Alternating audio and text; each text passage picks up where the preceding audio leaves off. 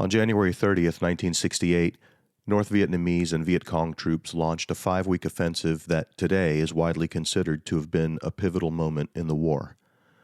To mark the 54th anniversary of the Tet Offensive, I spoke with Dr. Erik Villard, a historian at the U.S. Army Center of Military History and author of the book Staying the Course, which examines U.S. combat operations in Vietnam from October 1967 to September 1968. Dr. Villard is a Vietnam War specialist, and in our conversation, I learned some new things about the Tet Offensive, and I learned why some of the things I thought I knew are historically just wrong.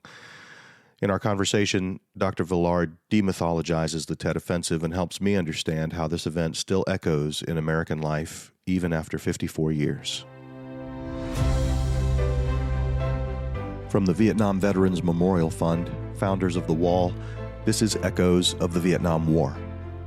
I'm your host, Michael Crone, bringing you stories of service, sacrifice, and healing from people who still feel the impact of that conflict nearly 50 years later.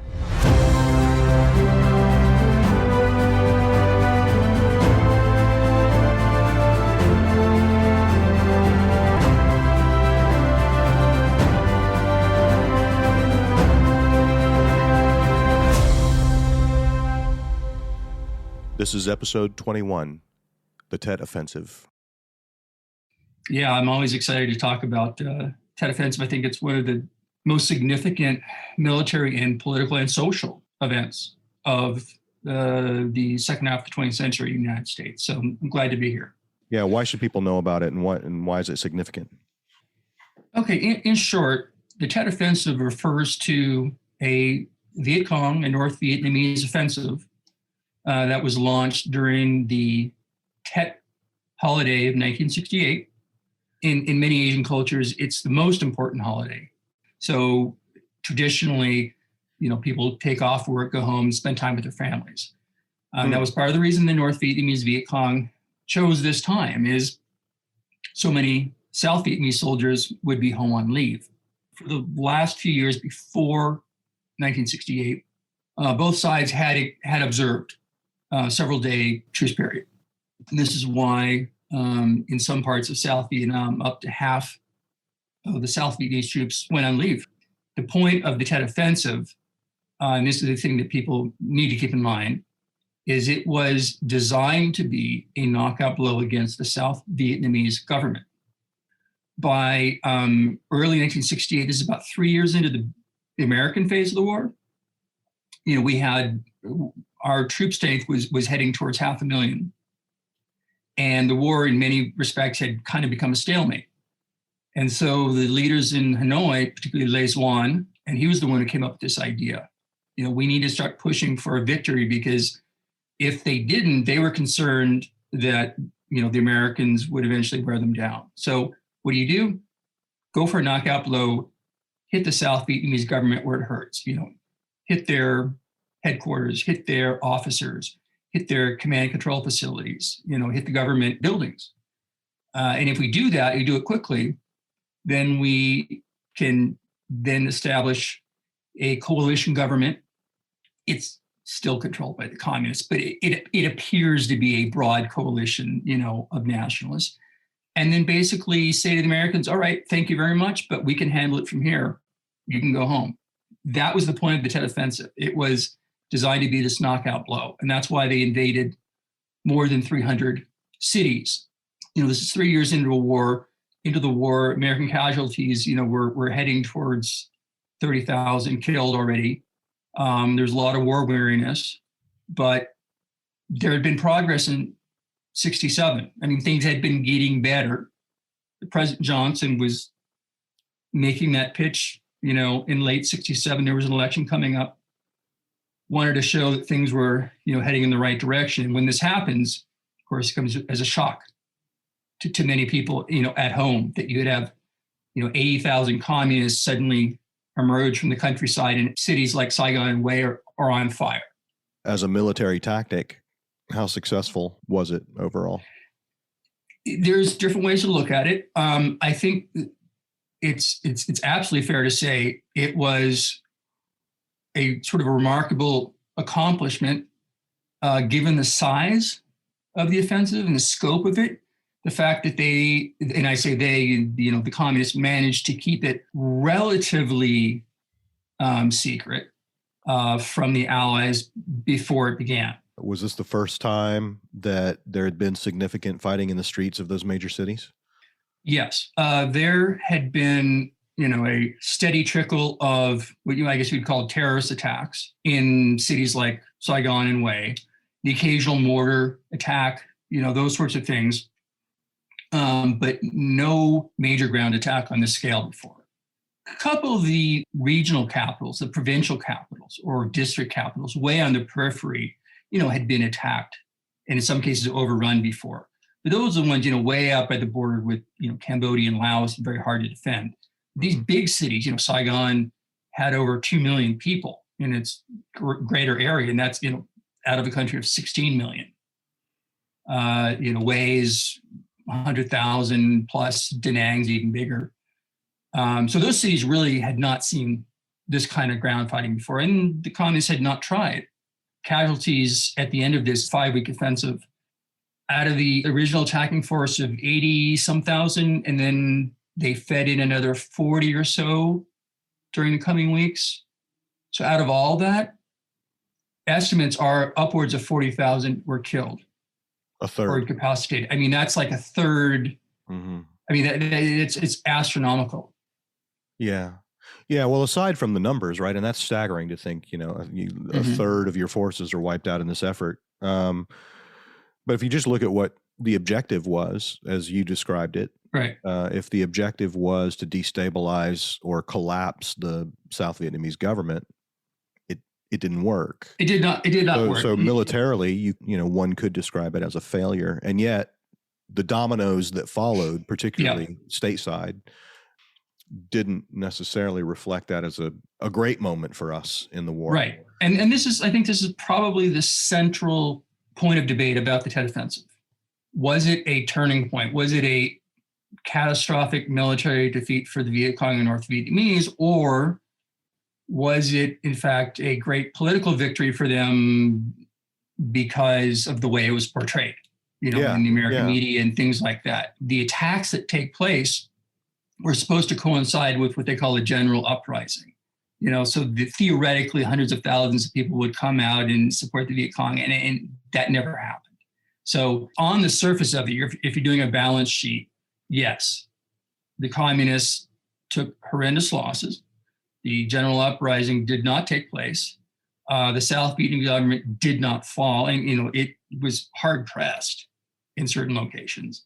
But it actually comes out not right away, but later it comes out stronger. So in all those ways, yes. But why is it that I think your average American thinks of Tet as the turning point? There's different ways to address that. One that I think comes to mind, people might know, is the story of Walter Cronkite. For the you youngins who don't know Walter Cronkite, he was a longtime CBS news anchor and journalist. And he goes to Vietnam during the Tet Offensive to do reporting on the grounds, and he particularly goes to the city of Hue. And the Battle of Hue lasted for over 4 weeks, which was unusual. In most cases, the offensive was over in a couple days. But the communists got into Hue, which is a big walled citadel, and hung on until the end of February, pretty much. So he goes there, some of the toughest fighting in the war, talks with senior commanders, and comes back and then does this short editorial on television, 27 February 1968. He gives this relatively brief summation of where he thinks things stand. For it seems now more certain than ever that the bloody experience of Vietnam is to end in a stalemate. But it is increasingly clear to this reporter that the only rational way out then will be to negotiate, not as victors, but as an honorable people who lived up to their pledge to defend democracy and did the best they could. In the years since then, a lot of folks have pointed to that moment and said, here's a moment where, the media in this case, Walter Cronkite, CBS News, had a decisive impact on our policy, on our direction of the war and how we perceive the Tet Offensive. Again, in popular memory, I think a lot of people have come to believe that what Walter Cronkite said was that Tet was a defeat, that, we couldn't win the war, that, we just need to get out. And that's not actually what he said. The crux of his argument is, having seen all that I've seen, having followed this war, I can come to no other conclusion that we are in a stalemate. There is no likely scenario that I can imagine where the United States will be defeated militarily. So that's not going to happen. But at the same time, he says, I can also not see a path forward where we can win the war decisively, in a sort of World War II style way, at a reasonable time and at a reasonable cost. And so he says, at the end of the day, I think reasonable cost in terms of all resources, of lives, money, right, destruction, prestige, all those things. So he said, this war will have to come to some kind of negotiated conclusion, because otherwise it would just go on forever. And he was right. I mean, he was absolutely right. The leaders in Hanoi were never going to give up. I want to come back to the Walter Cronkite commentary, because I think he was not just the CBS news anchor. He was the news anchor of the time. I can't even tell you who the news anchors were at the other two major broadcasting corporations. So part of that narrative is that commentary from Walter Cronkite marked a turning point in popular support for the war. How much of that popular narrative do you think, from a historical perspective, do we have right? And what are some of the key things we have wrong? On the whole, it's wrong. Popular support for the war had been declining ever since the United States sent in conventional troops, March of 65. It had been on a, sort of gradual downslope. And when the Tet Offensive begins, there's actually a surge in public support. There's sort of a rally around the flag effect that usually happens. So again, that actually spikes up in February, and the downward trend, only begins to happen towards the end of the month, but again, not in a precipitous way. And when President Johnson makes the announcement, at the beginning of March, that he's not going to seek re-election, that he's going to devote all of his energy to seeking a peace, again, his ratings go up again. It's not until the late summer of 68 that the numbers really begin to kind of drop off a cliff. So the general feeling, really, the truth of it is, support, was not strong at that point, but during that period, it actually goes up. Of those people who didn't support the war, again, keep in mind, some of it's not that they wanted to leave, it's they wanted to fight it harder. They wanted to just carpet bomb North Vietnam or use nuclear weapons or whatever. So, you have to kind of dig in there. But as far as a sort of public opinion turning point, it's not really the case. Having said that, I think it's also true that now that someone with the stature of a Walter Cronkite had said that openly, I think there's a fair argument to be made that in some sense he did kind of mainstream, a kind of middle America debate about the war. It wasn't just the hippies and the kids trying to avoid the draft, marching in the streets. It was kind of more of a national conversation. Like, what are we doing here? What do we expect? How long will it take? He broadens the debate.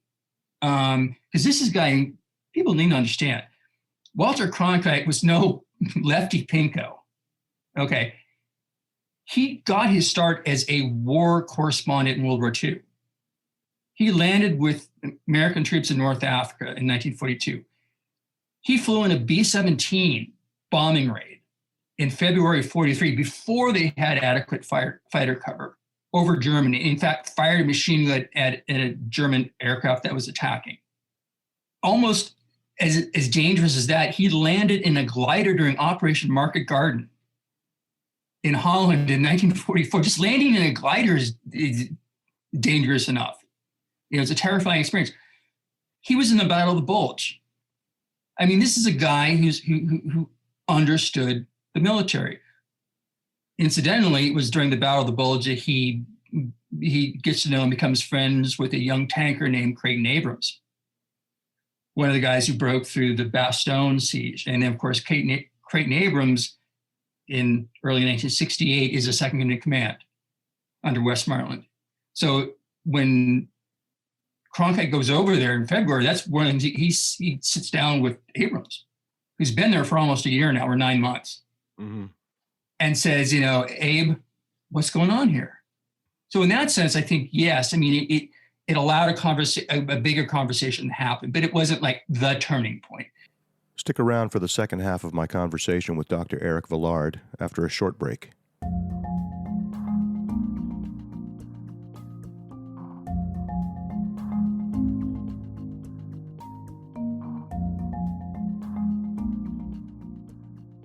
The 40th anniversary of the groundbreaking for the Vietnam Veterans Memorial is on November 7th of this year. On November 7th of last year, we began a virtual reading of every name on the wall. Each day at 3 p.m. Eastern, we read the names of all the wall honorees who died on that date in alphabetical order. This is in addition to the live in-person reading of the names that will be held in Washington, D.C. beginning on November 7th. You can visit vvmf.org/ROTN, that's ROTN for reading of the names, for more information about the daily virtual reading and about the in-person event. We know it isn't easy for everybody to visit the Vietnam Veterans Memorial in Washington, D.C., so VVMF created The Wall That Heals, an exact replica of the wall at 3/4 scale that travels to communities all across America. The Wall That Heals and the Mobile Education Center that travels with it will be in 29 cities this year. To see the tour schedule and to learn how you can bring the Wall That Heals to your town, visit vvmf.org. Do you have loved ones who served in the Vietnam War and later died as a result of their service? Would you like to honor them at the Vietnam Veterans Memorial? We're still accepting applications for the 2022 In Memory Honor Roll through March 29th. Oh, and we also have an In Memory Facebook group with nearly 12,000 members, so be sure to join that if you want to feel part of a community of people who've experienced a loss similar to yours. You'll find the In Memory Honor Roll application and a link to the Facebook group by going to vvmf.org and clicking on In Memory. And finally, if you'd like to be a part of VVMF's enduring legacy, consider making a gift to our new Legacy Endowment. Unless we act now, the service and sacrifice of Vietnam veterans may be forgotten when their generation is gone. For 40 years, VVMF has led the way to help heal our nation, remember those who gave all, and honor all who served. The Legacy Endowment will ensure that we can continue honoring Vietnam veterans for the next 40 years and beyond. We're launching the Legacy Endowment with a $500,000 matching gift campaign, the Legacy Challenge. Through November, each new outright gift or gift established through a will be matched up to 50%, with a maximum of $50,000 matched per gift. All qualifying gifts established or newly identified before November 12th are eligible for the match. Learn more at vvmf.org/legacy.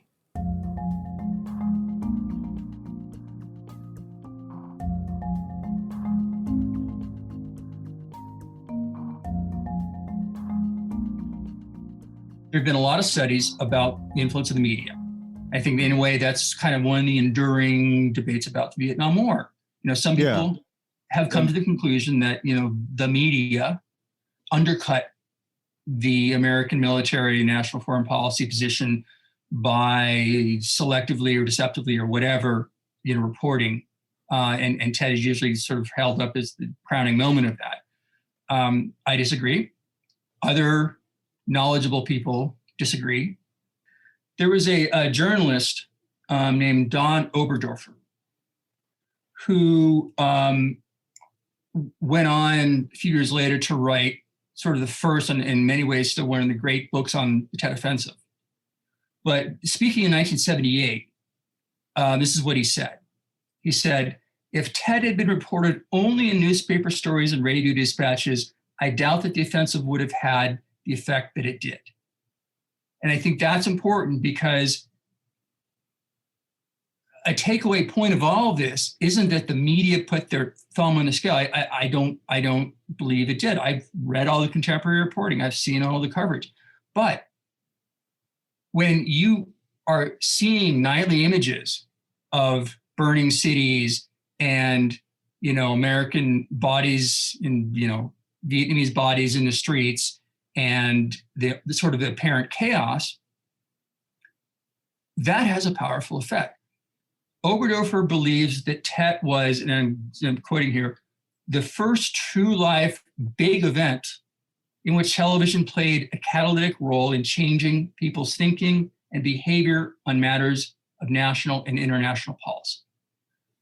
I think he's right. I think the Tet Offensive was the first time where, because of television, there was this sort of national fixation on this story, this evolving story, which had an impact, that still reverberates. Now, we live in an era where, like, the O.J. Simpson chase, right? You're watching it live. Everyone is, or Twitter, you up to the moment.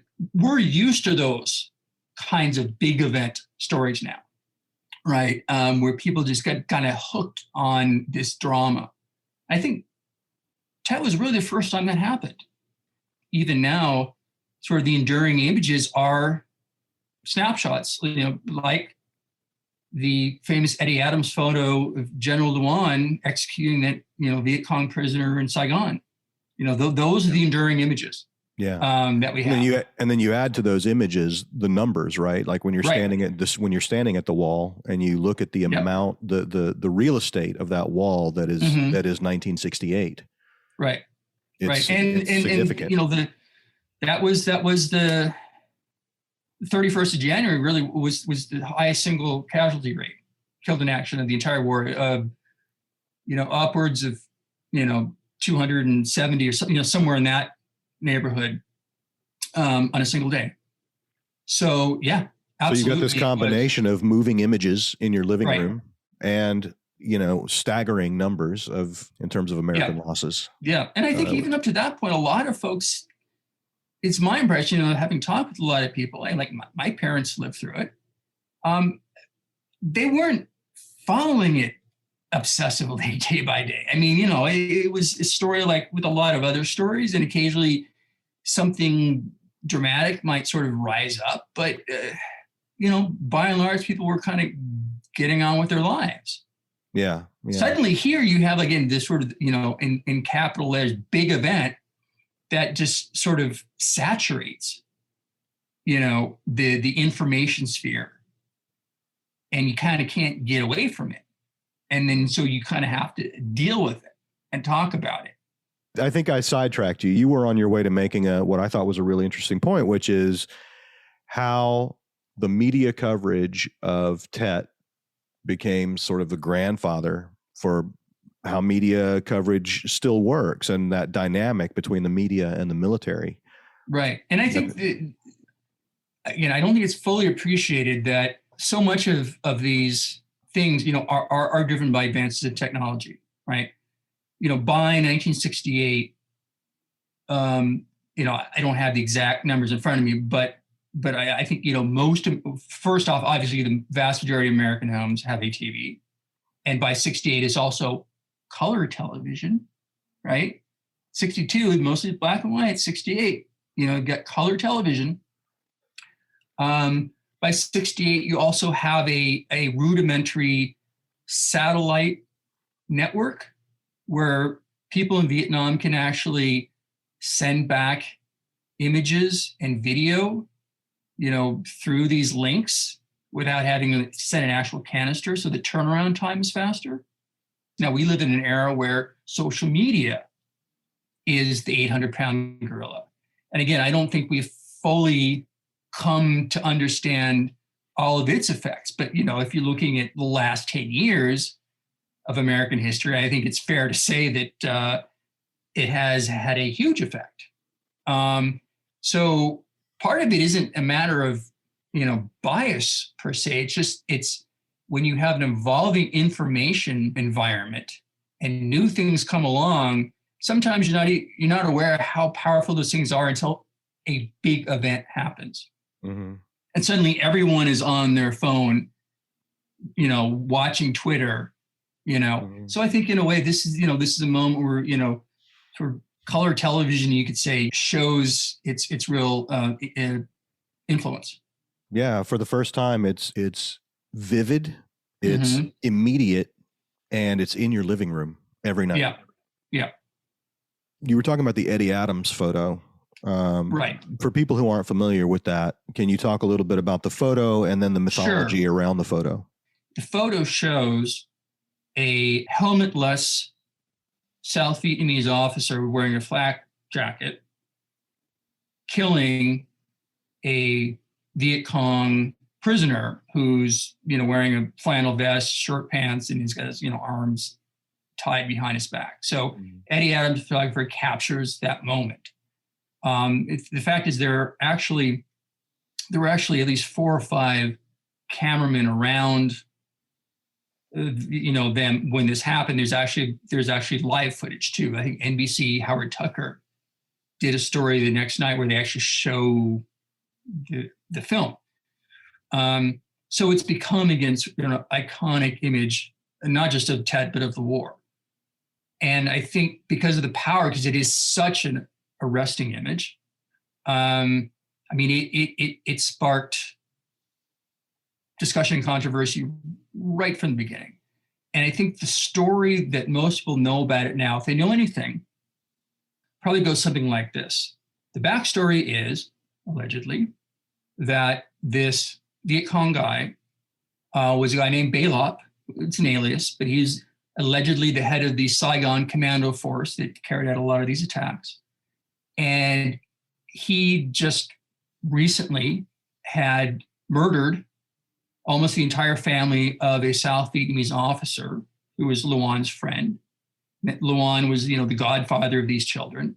So when they apprehended this guy, and by some accounts, with blood on his pants, and gloating about it, Luan kills him, in retribution, basically. That's the story.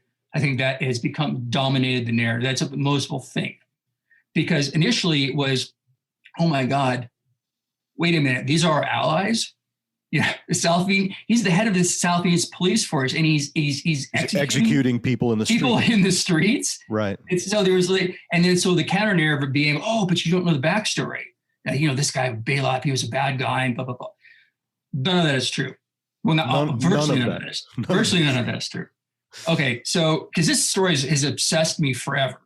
If something just doesn't seem right, having seen the sequence of photos leading up to this, and then that one, it's like, wait a minute, there's something wrong here. So I have, done all this research, and I think come up with what I think is a very compelling explanation. It's quite different, and I think in its own way quite interesting. And I should say I'm actually working with a filmmaker on this, and so there's a documentary that will come out eventually. But the real story is this. This guy was not Baylop. Baylop was killed the day before in another part of town. We know this because the communists themselves say he was killed at the Navy Yard. It wasn't him.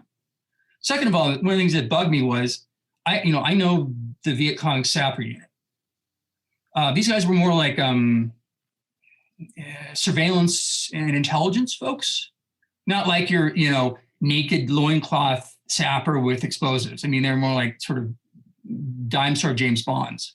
Right? Where does this term sapper come from? Sapper is actually predates the war, but sapper refers to what you might think of as a sort of specialized combat engineer, a soldier who was trained to infiltrate and destroy objectives using explosives, or some other. They're the ones that sneak in, plant explosives or clear barbed wire or whatever. Point is, these sappers in Saigon played a very specific role.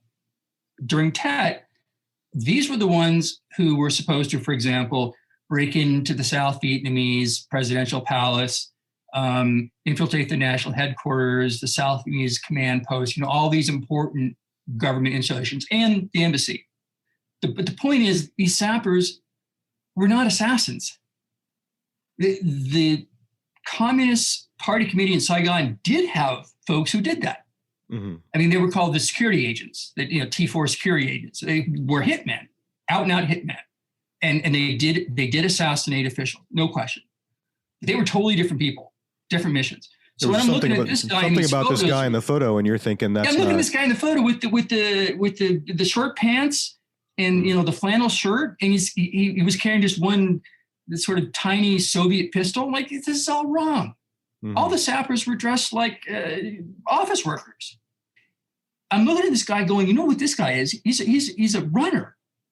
And sure enough, I found an account from a South Vietnamese Marine who was there at the time. And there was this pagoda, the An Quang Pagoda, that had been surrounded. Apparently this guy, his real name's Na, comes flying out the side door and tries to jump on a bike. These Marines tackle him, tie his hands behind his body, and then march him down the street, like one block. Luan is standing there in the middle of the road, again, no helmet on. They walk up, Luan just glances up and down, sees what he looks like, pulls out his pistol, bang. He had no clue who this guy was. But that was the point. He was a nobody. What does that all come down to? Well, so what it all comes down to is, the power of the image, right? It's an incredibly powerful image, but you can read into it a lot if you kind of don't know what you're looking at. Wow. If we were to connect the dots between, those kinds of seminal news reports, mm-hmm. if we were to connect that to how we look at coverage of our military today, mm-hmm. What do you think are the through lines there? What are the echoes of that? I think that for, a long time after the Vietnam War, there was a real mistrust between the military and the media. So that distrust, I think, endured for a very long time. And Joe Galloway, who we know, was a UP reporter, very famously, with Battle of Ya Drang. But, he was covered, most of the war after that. He was deeply, deeply affected by the war. He devoted a lot of his efforts in ways that weren't always obvious, but a lot of his efforts to repairing that breach, because he understood, like few others, how dangerous that was to our democracy. And here's a guy, again, a Texan, plain speaking type of guy, had been in the field with soldiers, shared their hardships, understood the military, but also wasn't some court stenographer. He wasn't just a shill for any government or any military. He told it like it was. He wanted to help heal that breach. And so he worked very hard for many years and was instrumental in creating the embedded journalist or embedded media program with the military. So that, by the time of the Gulf War, and particularly the second time around, in 2001, 2003, the military was prepared and in some degree, very happy to have the media, with them, because they understood the importance of, getting the story out. Now, there's always going to be tension, right? The military, has its mission to perform, and, media out there is a liability, or, you don't want to get those people killed. And sometimes things go wrong, right? And it can be embarrassing, but the fact is, I think we have now come to a point where that relationship is far, far better than it was after Vietnam. And Joe is a huge part of making that happen. It's a very, very dangerous thing to have that divide between the civilian world. I think, one of the big takeaways of the Tet Offensive is it's not that the media, cut us off the knees. It's that the media has an important and sometimes dangerous and sometimes messy role to play in our foreign wars. And it should always be that way. Yeah. And I think, another takeaway, if I understand you correctly, is that we should be reluctant to look at one image or one news article or one dispatch and, make big, broad assumptions about it. You can't just barf on everybody. Right. With every piece of information you have to try to select the things that are most important and say, this is why it's important. But that's not everything that there is.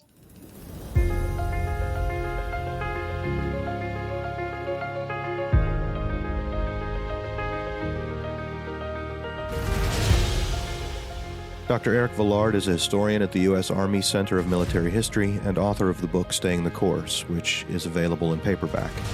If it's more convenient, you can actually download a free PDF of the book from the internet. Just search for Villard, that's V as in Victor, I-L-L-A-R-D, Villard, Staying the Course. Or find the link in the show notes for this episode at vvmf.org. We'll see you in 2 weeks.